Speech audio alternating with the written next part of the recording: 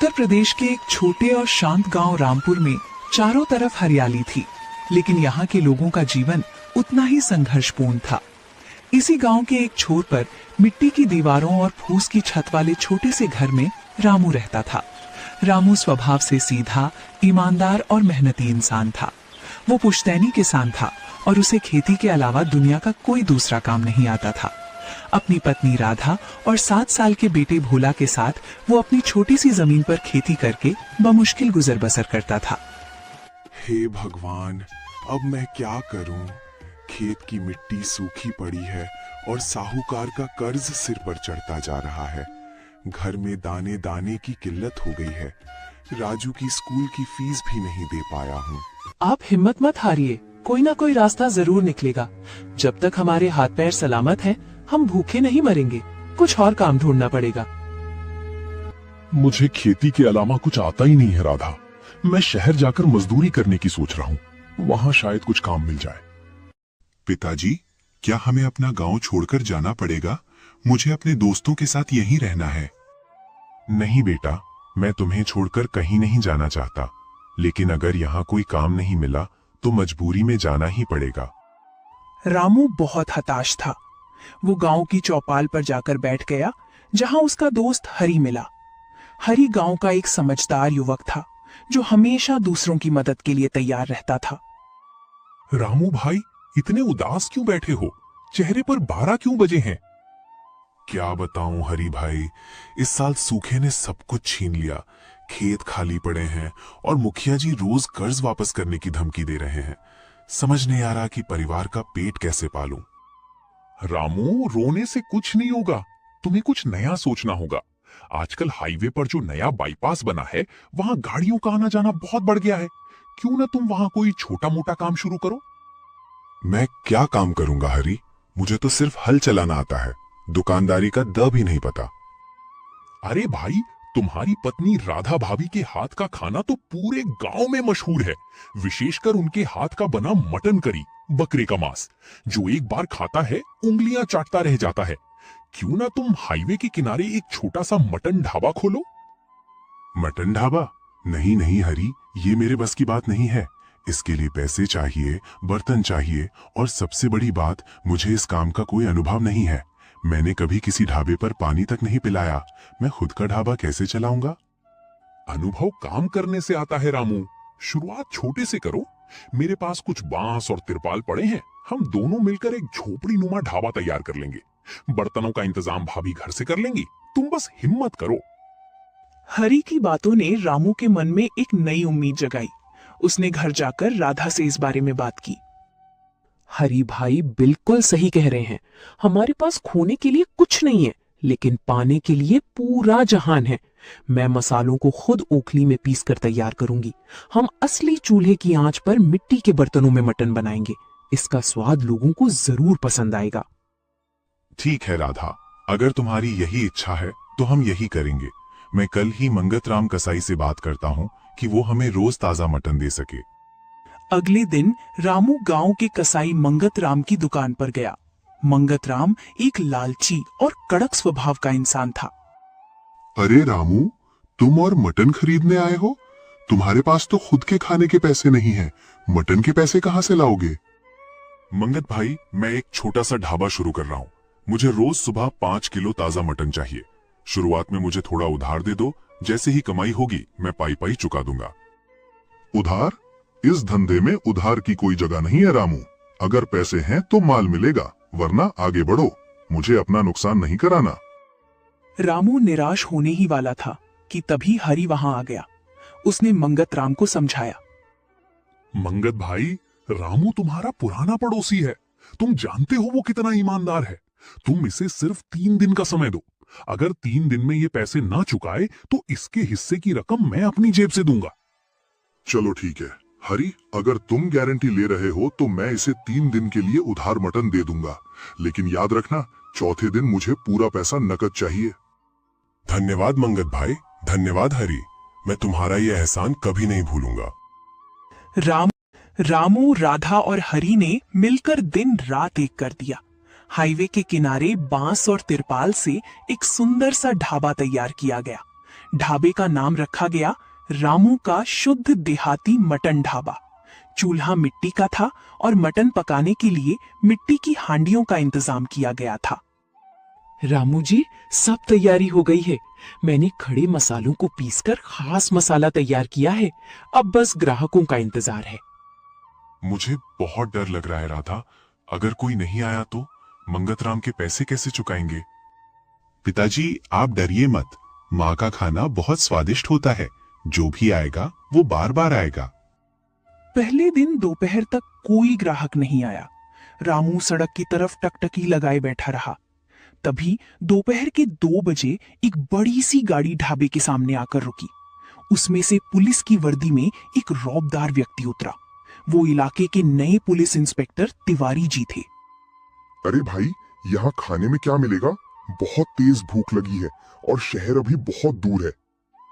साहब प्रणाम। हमारे यहाँ आज ही नया ढाबा खुला है। मेरी पत्नी ने मिट्टी की हांडी में चूल्हे पर मटन बनाया है। आप एक बार चक्कर देखिए।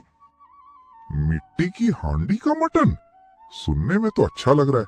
चलो, एक थाली लगाओ, लेकिन याद रखना, अगर स्वाद अच्छा नहीं हुआ तो पैसे नहीं दूंगा।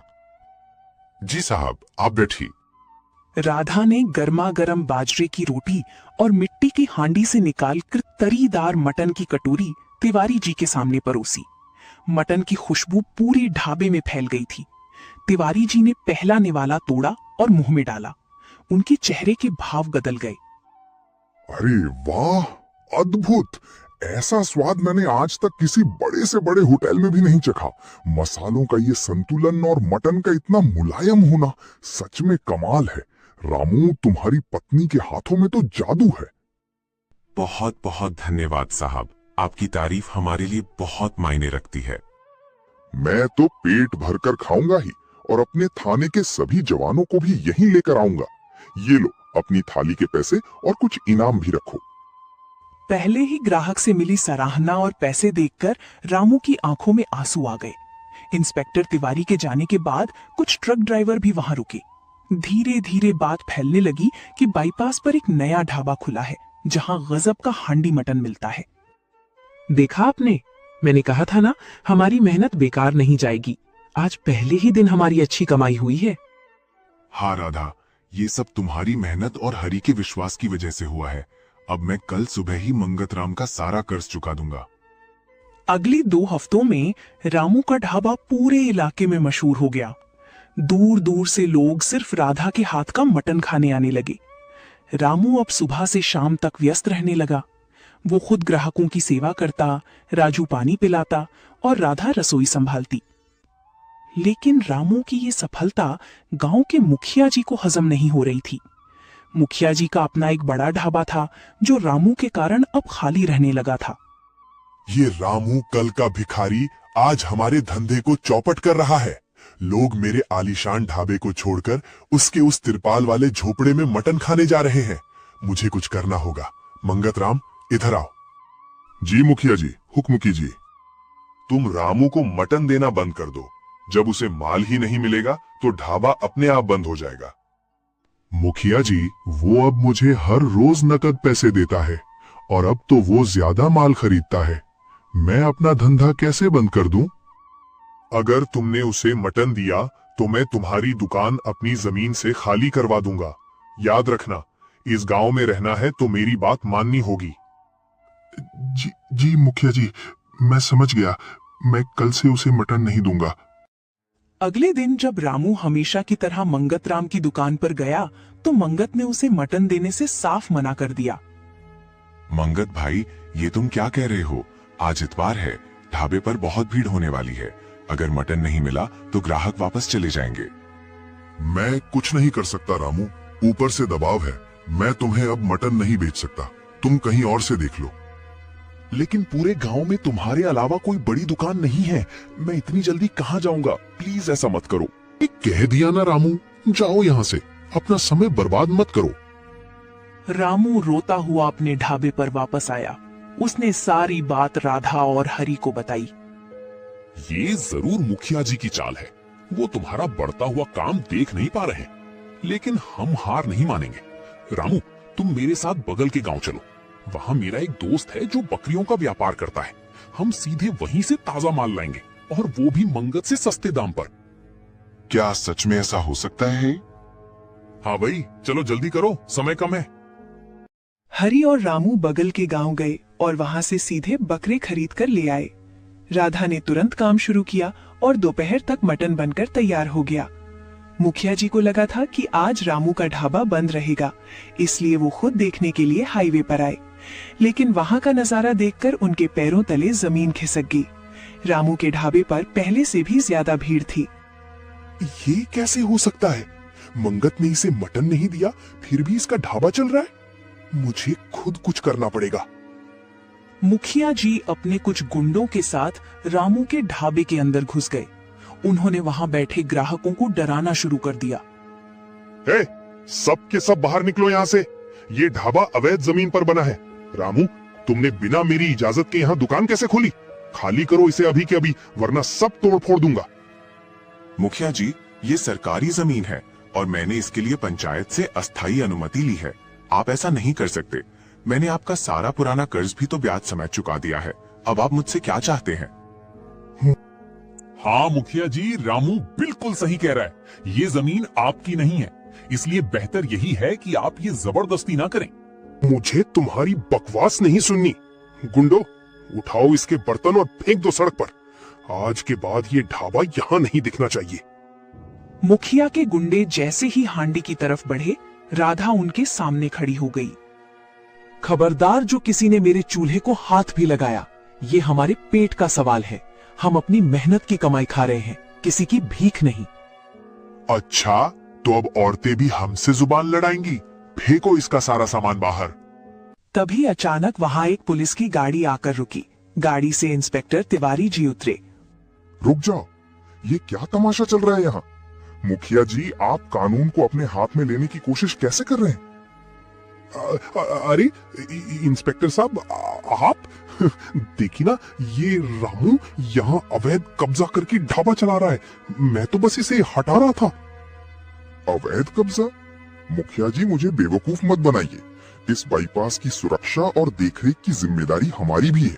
रामू के पास इस जमीन का वैध अस्थायी लाइसेंस है, जो मैंने खुद इसे दिलवाया है। और रही बात गुंडागर्दी की, तो अगर आपने या आपके आदमियों ने इस ढाबे की एक ईंट को भी हाथ लगाया, तो मैं आप सबको हवालात की हवा खिलाऊंगा। लेकिन इंस्पेक्टर साहब, ये गरीब अपनी ईमानदारी और मेहनत से कमा रहा है। इसका मटन सिर्फ स्वादिष्ट ही नहीं, बल्कि इस पूरे हाईवे की शान है। मुखिया जी, अपनी जलन को काबू में रखिए, वरना कानून आपको काबू में करना अच्छे से जानता है। अब निकलिए यहाँ से। इंस्पेक्टर तिवारी की डांट सुनकर मुखिया जी और उनके गुंडे दुम दबाकर वहां से भाग खड़े हुए। ढाबे पर मौजूद सभी ग्राहकों ने तालियां बजाईं। इंस्पेक्टर साहब, आज आपने हमें बचा लिया। अगर आप सही समय पर ना आते तो हमारा सब कुछ बर्बाद हो जाता। हाँ इंस्पेक्टर साहब, अगर आप आज ना होते तो हमारी मेहनत खराब हो जाती। वो मुखिया रामू का ढाबा तोड़ ही देता। आपका बहुत बहुत धन्यवाद। तो भाई, जो इंसान ईमानदारी से मेहनत करता है, भगवान खुद उसकी मदद के लिए रास्ता बनाता है। मुझे तो बस जरिया बनना था। अब बातें बंद करो और जल्दी से मेरे लिए और मेरे स्टाफ के लिए गर्मा गर्म हांडी मटन लगाओ। बहुत भूख लगी है। जी साहब, अभी लाई। आज का खाना हमारी तरफ से आपके लिए बिल्कुल मुफ्त है। नहीं भाभी जी, बिजनेस में कोई मुफ्तखोरी नहीं। मैं पूरा पैसा दूंगा, तभी खाने का असली मजा आएगा। उस दिन के बाद से रामू के ढाबे को कभी पीछे मुड़कर नहीं देखना पड़ा।